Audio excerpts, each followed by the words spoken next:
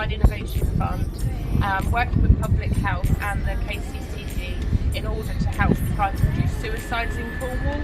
I've been here for the last 2 years providing mental health and wellbeing support specifically for our fishermen. We had one fisherman in Newland who had a really bad experience. It was horrific. His boat caught fire and he bottled things up for a long time, but he finally went and spoke to Kerry, the Fairwinds counsellor. I wasn't quite as outgoing as I usually was, and I was a bit sort of very strange thoughts and things I wouldn't usually give a second thought were sort of playing on my mind. Obviously we've got the NHS we can visit, but we live such a busy and different lifestyle to everybody else, it's not always readily accessible. You could be in from sea on a Thursday and you're going back to sea on Saturday.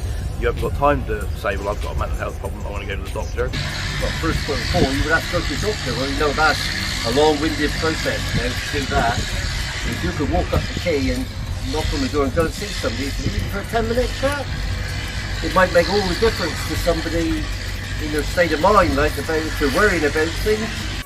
What we're really lucky to have, particularly here in Cornwall around Newland, is we've got Fairwinds. So I know that some of the guys have found it really invaluable to be passed over and referred on to Kerry, because it's a really stressful, difficult environment for them to work in, not only physically but mentally.